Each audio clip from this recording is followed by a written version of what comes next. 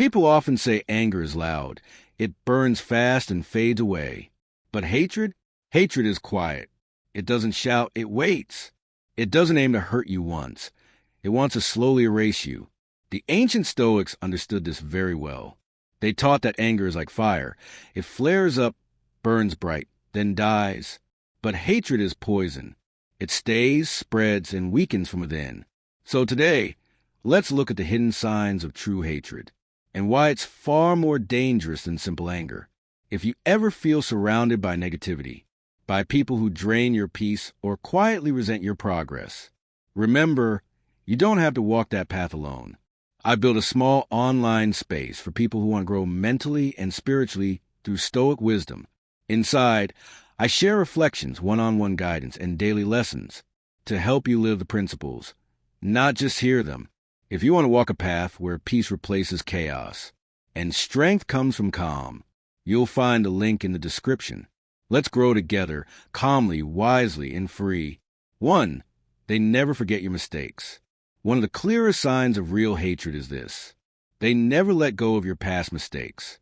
No matter how much time has passed, no matter how much good you've done since, they hold on to every wrong word, every slip, every flaw. They keep a list in their mind, not of your kindness, but of your errors. It's not that they care about truth or fairness. It's because hatred needs fuel. When life no longer gives a reason, it creates one. People who hate, you don't want closure. They want to keep the wound open. They replay old arguments in their head, twisting the story, until they can justify their resentment. They add emotion where there was misunderstanding. They don't want peace. They want pain that lasts. Here's the truth. When someone refuses to forget your mistakes, it's not about justice. It's about control. By keeping you the one who's wrong, they get to feel right. They avoid facing their own flaws by clinging to yours.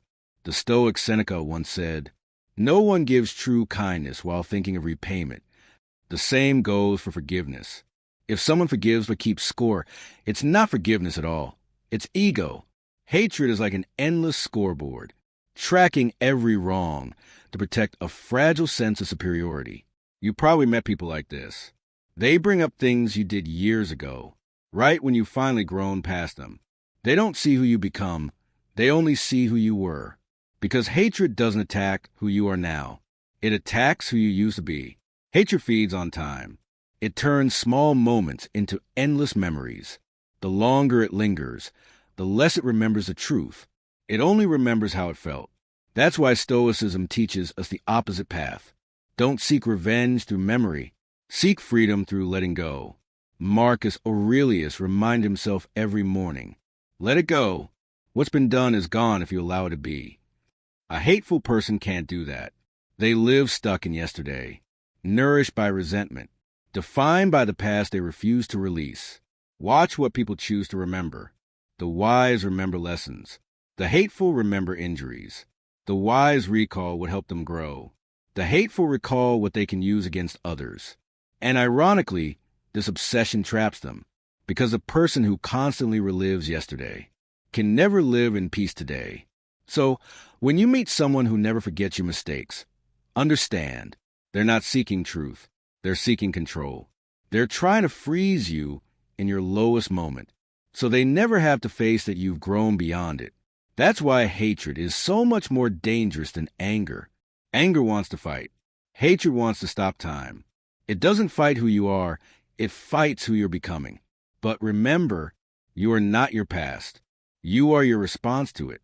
And that's the one thing a hateful person can't take from you. Your ability to grow while they stay stuck. So let them keep their lists, let them count your flaws. Because while they're busy collecting your past, you'll be busy creating your future. Free. 2. They dismiss your success. Another clear sign of hidden hatred is how they react when you succeed. When you fall, they pay close attention. But when you rise, they look away. You'll notice it in the silence, in the forced smile, in the way they quickly change the subject, or downplay what you've achieved. They'll say things like, "Oh, you just got lucky," or "It's not really that big a deal." They might even pretend to be happy for you, but their eyes tell a different story.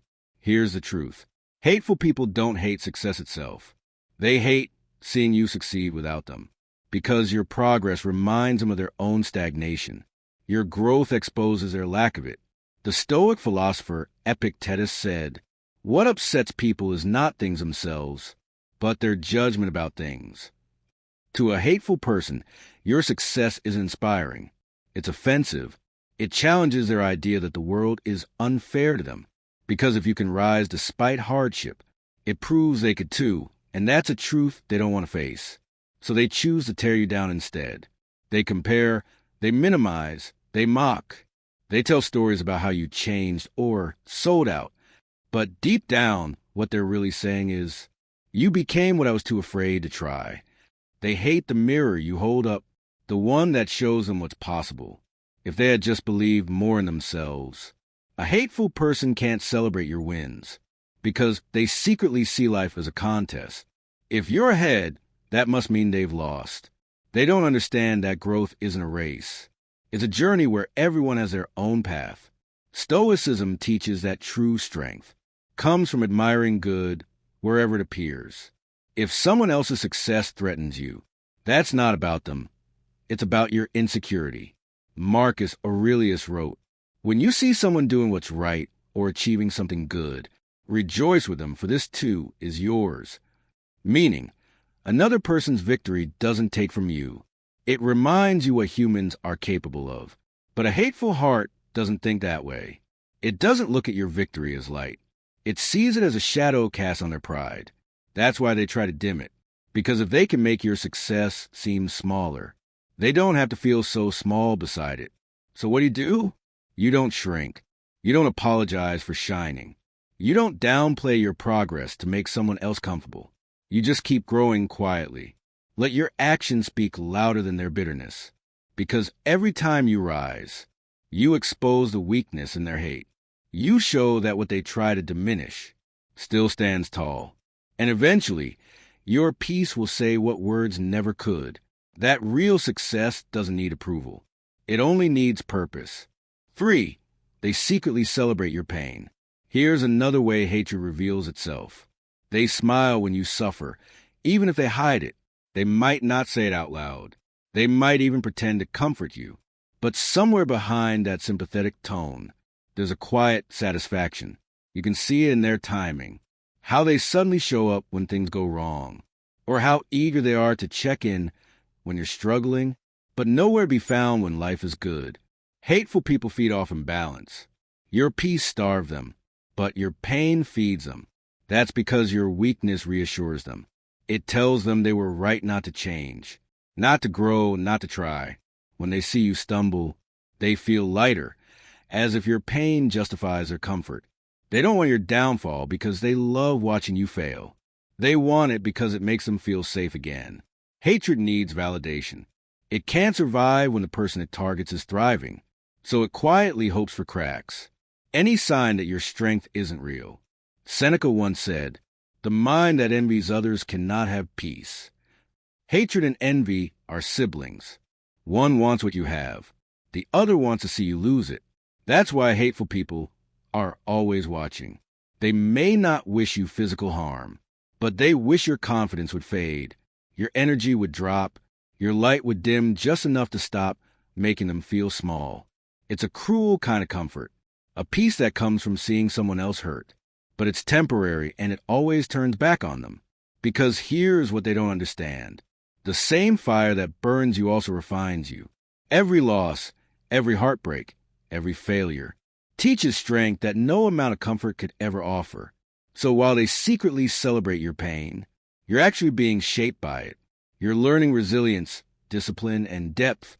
You're becoming untouchable in a way they can't understand. Marcus Aurelius said, "What stands in the way becomes a way." Meaning, your struggle doesn't stop you. It forms you. So when they quietly hope you fail, let them, because what they don't see is that every challenge they celebrate only builds a person they'll never be. One day, they'll look back and realize that while they were busy hoping for your fall, you were building wings. And by then it will be too late, because you'll be flying above the very world they tried to trap you in.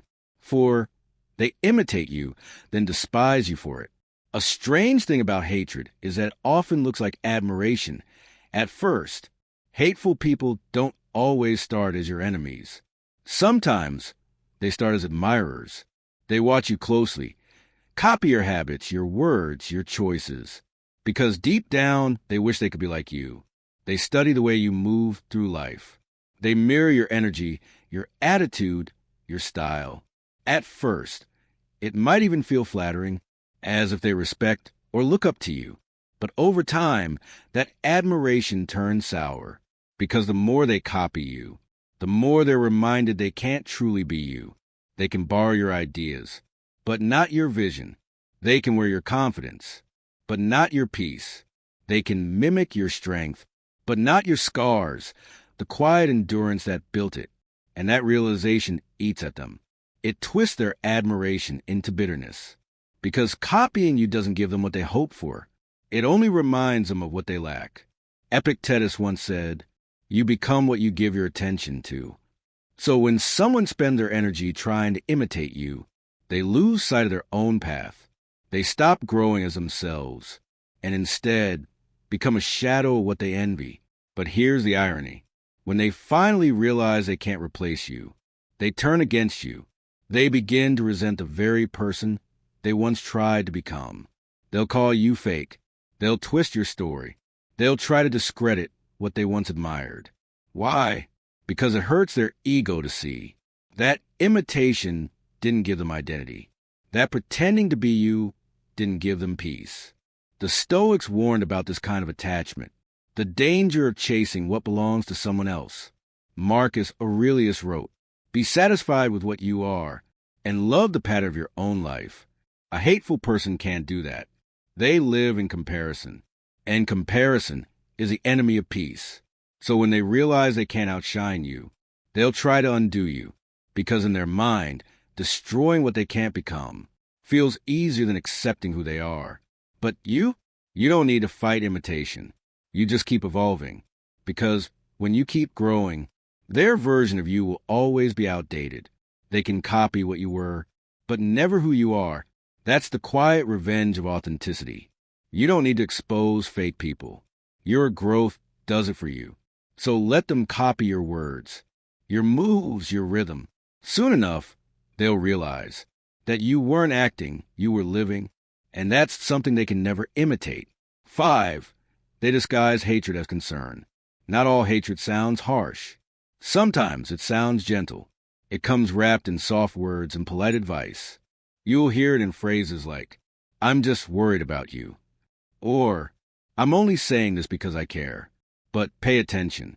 The tone feels off. Their concern doesn't lift you. It drains you. Their words don't protect you. They plant doubt. That's because not all advice comes from love. Some comes from envy disguised as care, from resentment hiding behind politeness. People who secretly hate you will often use concern as a mask. They'll act like they're guiding you, but what they're really doing is trying to slow you down. They'll question your dreams in the name of realism. They'll point out every possible failure, not to prepare you, but to paralyze you.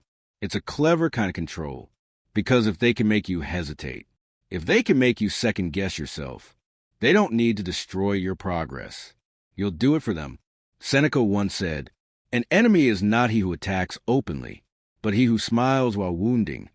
And that's exactly what hidden hatred looks like, a smile with a sting. They'll tell you to be careful, but never cheer when you're brave. They'll warn you about the risks, but never help you prepare for the rewards. They'll act wise, but speak from fear, not wisdom. Their goal isn't to protect you. It's to keep you small enough that your growth never threatens them. And often, they'll do it so subtly that you start believing them. You begin to question your instincts, your vision, your worth. You start thinking, maybe they're right, maybe I can't. But here's the truth. If someone's concern always leaves you feeling smaller, it's not care, it's control. True love encourages. True friendship strengthens. True wisdom guides without limiting. Marcus Aurelius reminded himself daily, if it is not right, do not do it. If it is not true, do not say it. Meaning, Sincerity matters more than sweetness. So look past the tone and study the effect. If their kindness makes you doubt yourself, if their advice steals your peace, you're not hearing care. You're hearing disguised resentment. But don't meet it with anger. You don't have to expose them, argue with them, or prove them wrong. You just keep walking your path, quietly, confidently, consistently. Because nothing confuses fate concern more than steady progress. Every step forward proves that their words were never protection. They were fear in disguise. And soon, that disguise falls apart. Because no mask can hide hatred forever. 6. They rewrite the past to hurt you. A hateful person doesn't just remember your past. They rewrite it. They take old moments, twist them, and turn them into stories that suit their bitterness. They'll change details, shift blame, and reshape what happened so they can feel like the victim. In their version, you're always the one who betrayed, who disappointed, who ruined something good. And the more time passes, the more their version of the story replaces the truth, not because it's real, but because it makes them feel justified. That's the thing about hatred. It can't exist without a narrative. It needs a reason to survive. And when real reasons fade, it invents new ones. Seneca once wrote, "Anger, if not restrained, is often more hurtful to us than the injury that provokes it." Hatred works the same way. The story they create hurts them more than it ever hurts you. Because while you've moved on, they're still stuck rewriting scenes that are long over. You'll notice it when you hear how they talk about the past. They won't say, "We both made mistakes." They'll say, "You ruined everything." They won't say, "It didn't work out." They'll say, "You changed." They have to make you the villain. Because if they admit you were human, they'd have to forgive you. And forgiveness would mean letting go of the one thing. That gives their pain meaning. Hatred thrives on story. It turns moments into weapons, memories into anchors. It rewrites until the lie feels safer than the truth. But you can't fight that with explanations. You can't debate your way into someone's peace. Because their problem isn't the story. It's their need for it. Stoicism teaches us to separate what we control from what we don't. You can't control how someone remembers you. You can only control how you live now. Marcus Aurelius said, "Time is like a river, carrying all things away." Let it carry the false stories too. You don't need to defend your past. When your present speaks with integrity, in time, the truth always floats back to the surface. Lies sink under their own weight. So when someone rewrites the past to hurt you, don't waste your peace correcting them. Just keep living in a way that contradicts their version naturally. Because your consistency will do what words cannot. It will prove that you've outgrown their fiction. And the more they cling to old chapters, the clearer it becomes that you've already moved on to a new story, one they can't edit. 7. They turn others against you. When hatred can't reach you directly, it goes looking for company. A hateful person doesn't just want to dislike you alone. They want others to join them. Because hatred feels weak in isolation, but powerful when echoed. So they start small, with whispers, with half-truths, with carefully chosen words that sound harmless but plant seeds. They twist events, exaggerate your flaws, and leave out the parts that make you look human. They'll say, "I'm not trying to talk badly about them, but..." Or, "I just think people should know what they're really like." And just like that, they begin rewriting your image in other people's minds. They pretend it's concern or honesty or just sharing their side. But what they're really doing is recruiting, collecting validation to support their resentment. Because hate feels heavy to carry alone. It needs agreement to feel justified. If others nod along, it starts to feel righteous instead of toxic. Epictetus warned about this kind of corruption of the mind. He said, "The soul is dyed by the color of its thoughts." Meaning, the more we focus on bitterness, the more it stains everything around us. A hateful person doesn't just poison themselves. They spread it. They want others to see you through their bitterness. So they don't have to face the truth of their own envy. And here's the hardest part. Sometimes people believe them, not because you've done wrong, but because lies travel faster than truth. because drama is louder than peace. But here's what Stoicism teaches us. You don't need to chase every rumor. You don't need to defend yourself in every room you're not in. Marcus Aurelius wrote, "If you can't control it, don't waste your soul on it." You can't control what they say. You can only control how you live. And eventually, that will speak louder than any whisper. Because truth has a strange patience. It doesn't rush to prove itself. It just endures. And people notice.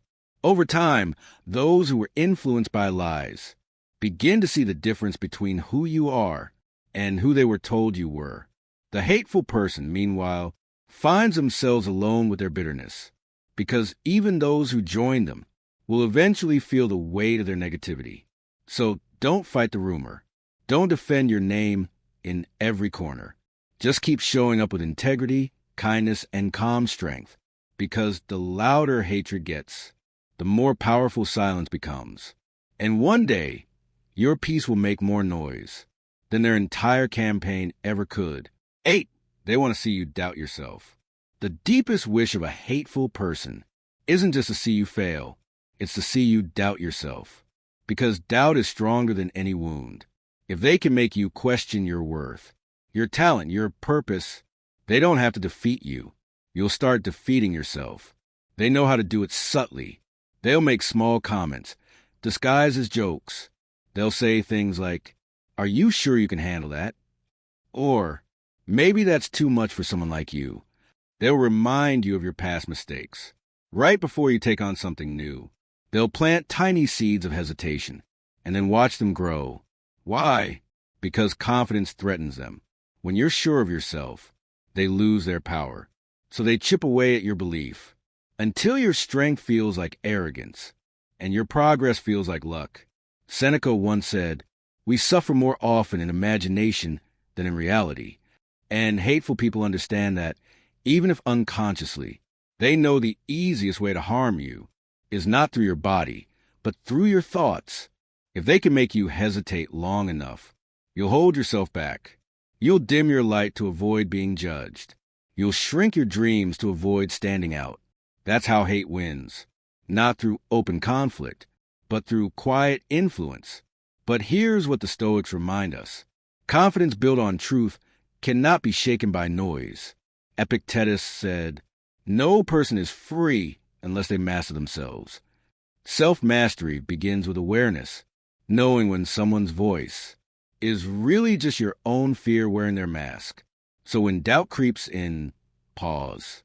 Ask yourself, is this my voice or someone else's insecurity echoing in my mind? You'll often find that the harshest words you hear didn't come from your heart, but from someone else's resentment replayed. And the moment you see that, the spell breaks. The hateful person loses their quiet hold on you because you've remembered something they can't take away. Your worth isn't up for debate.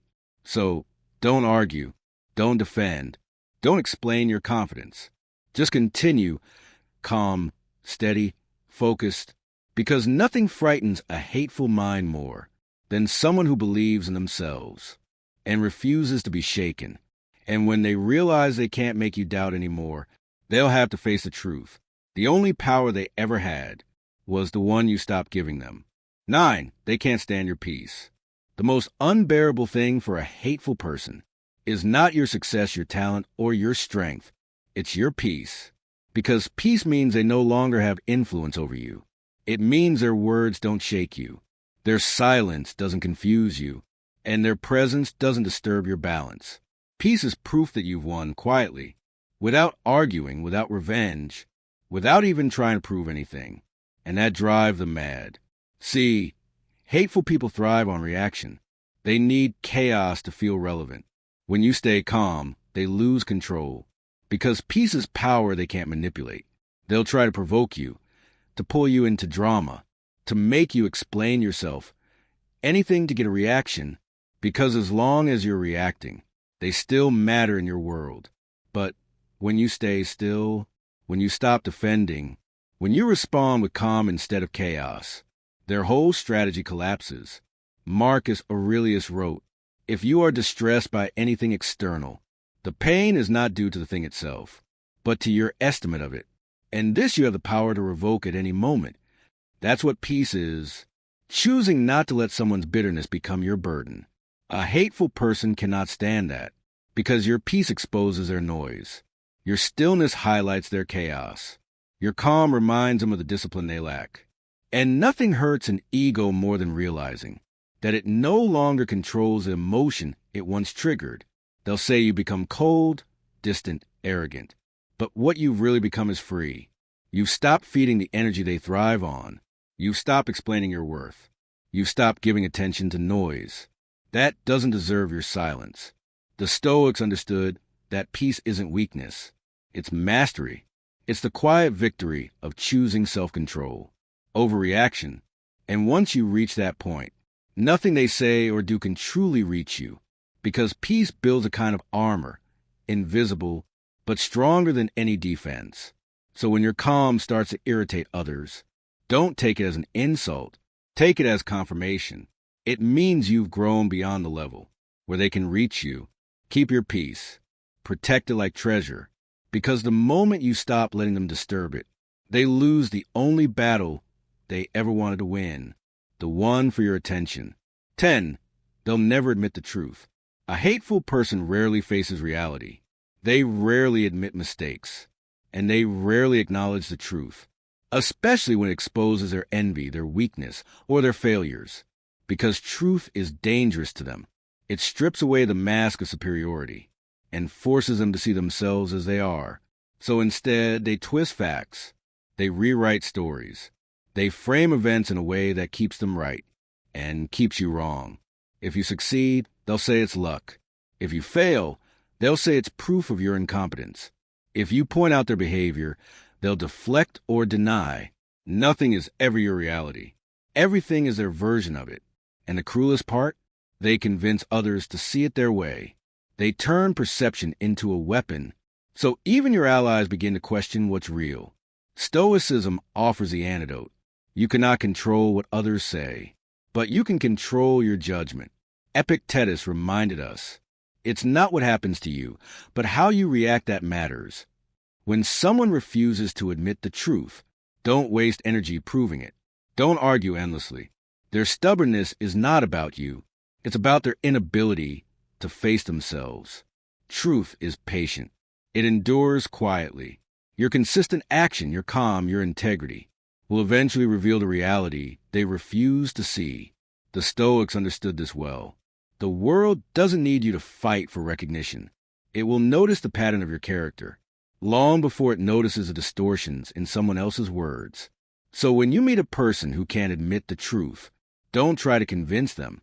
Just live honestly, steadily, and firmly. Your life will become the evidence they cannot erase, and the proof that hatred can't rewrite your reality. Remember, the louder they insist on their version, the quieter your peace should remain, because the true power lies not in being right, but in remaining unshaken while the world spins around their illusions. 11. They imitate you out of spite. One of the most subtle signs of real hatred is when someone starts copying you, not because they admire you, but because they can't stand that you are the one succeeding first. At first, imitation might look harmless. It can even seem flattering. But when it's fueled by resentment, it's not admiration, it's competition. It's their way of trying to erase what makes you unique, to step into your shadow without doing the work you did. They copy your habits, your style, even your ideas, but they rarely credit you. In their mind, if they can replicate the surface, they can somehow claim the essence. They want your results without the effort, your recognition without the journey, your light without the struggle that created it. Hatred-driven imitation is insidious. It's not about learning. It's about trying to diminish the original. They hope by mimicking you, they'll quiet the reminder of their own inadequacy.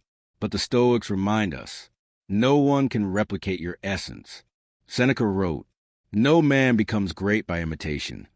They can copy form, but not depth. They can replicate action, but not conviction. They can mimic style, but not soul. So when someone imitates you out of spite, don't see it as a threat. See it as confirmation. Your presence, your discipline, your growth is strong enough to provoke them. Remain authentic. Remain grounded. Keep doing the work. Keep walking your path. The more they imitate, the clearer it becomes who the original is and who merely shadows it. Imitation out of envy will never match true effort. It will always fall short. And every act of copying quietly proves your strength, even if they think they are competing with you. The Stoic approach is simple. Let them imitate. Let them try. You continue to evolve. You continue to create. And while they chase your shadow, you become someone even greater, someone they can never replicate.